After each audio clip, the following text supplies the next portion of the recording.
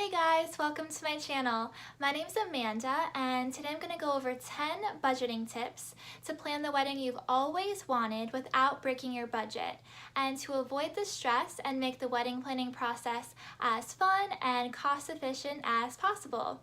Let's get started. Okay, so when you're engaged, it's such a fun and exciting time in your life, and believe me, I know the last thing you're gonna wanna do is sit down and crunch numbers and figure out a budget, but that's really my number one tip is you want to figure out a budget. It's a dollar amount that you want to stick to. And I know that sounds so overwhelming and not a lot of fun, but here's a simple kind of tip on how you can really figure out that number together with your fiance. What you can do is take your savings, the money that you have saved in the bank, and then times that by a percentage that you're willing to contribute towards your wedding. And I'm no financial guru by any means. It's very tempting, but don't use all of your savings towards your wedding. You are going to want some of that money for your future together. May that be a house or kids or retirement. Next, you can take you and your fiance's combined monthly income and times that by the number of months you're going to be engaged for. So say you're engaged for a year before your wedding, you can take that number times 12 months and then times that by the percentage of income you're willing to contribute towards your wedding. So that'll be your potential wedding contribution. So it's not money that you have right at this moment, but it's money that you're gonna get over the months that you can put towards your budget as well. Then after that, you can take anyone else that might be contributing towards the wedding, that number amount, so it may be the bride's parents, the groom's parents, anyone else, and then put all those numbers together, and that is your total budget. So that's the number that you really want to stick to, and I know it's hard, I know it's not fun, but that is my number one tip, is just to have a budget and stick to it. Once you have your total budget figured out, then you're in great shape. And I'm gonna insert a picture here of the pie chart that a lot of people use to kind of break up what percentage of the budget goes to what. The bulk of your budget is going to go towards the reception, and that includes the venue, catering, so food and drink, also cake and any rentals you plan on using. So that is really 50% is the bulk of your budget. Next, it's broken into little tiny categories now. So we have 10% going towards photography and then videography if you're doing that as well. 10% towards music, so that could be a DJ or a band and any other entertainment. Then we have 10% going towards the ceremony, and that includes rings, your officiant, and a marriage license. Next, we have 10% going towards event design, and that includes your florist and any other decorations you may need. And then we have the last little parts here. 5% is guest details, which includes stationery like your wedding invitations, any kind of paper, and your transportation like a limo or anything like that, and then gifts that you may want to give your wedding party or your parents. So that kind of breaks down everything that's included in that pie chart, and it can kind of just give you like a starting point, a good idea of where your money should go. So instead of investing into a wedding planner, someone that's gonna help you every step of the way towards planning your wedding, that can be great for a lot of brides that are too busy and can't, kind of go through all the planning process themselves. I would suggest eliminating that cost. A wedding planner can be super expensive, and instead just planning everything yourself and then having a day of coordinator.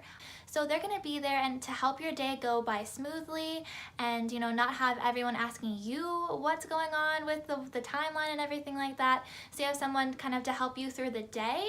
And if you wanna eliminate both those costs completely, if you have a friend that you trust, you can designate kind of the coordinating to them so they know every detail of the timeline, what's happening when, they know everyone's numbers like the caterers, the florists, everything like that. So if there's any problems, they can kind of handle those before you get stressed out on your wedding day. So cutting down your guest list can be really tough, but it's something that you may want to consider to bring down the cost of your wedding. Guests can be your number one expense, honestly. So cutting down your guest count will reduce your reception cost, which is 50% of your budget. So that will bring down the food costs, the bar costs, centerpieces, and save on all of the details, including invites and rentals and all of that.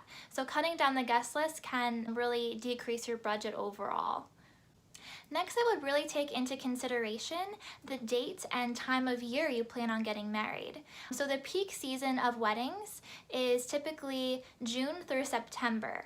So that's when you're going to get those peak dollar amounts that wedding venues are going to charge you to, book that day. So if you can kind of plan around those months of the year, you can really get a better deal. So something else to really think about is planning your wedding around Saturdays. So Saturdays are the most expensive day to get married. Wedding venues charge the most money for you to be there on a Saturday. So if you can plan your wedding on either a Friday or a Sunday or another day of the week, you're really gonna get much higher discounts. So for my wedding, I'm gonna, give you a little insight here. I booked my wedding for the first week in November, so that I'm off peak season there, and I also chose to do it on a Friday. So by choosing a off-peak time of the year and a Friday, I literally cut my wedding venue cost in half. So if I were to do my wedding, say a Saturday in June, I'm literally cutting those costs in half. So that's something to really think about, because if I wanted to do my wedding in the peak season, I would not have been able to afford my venue.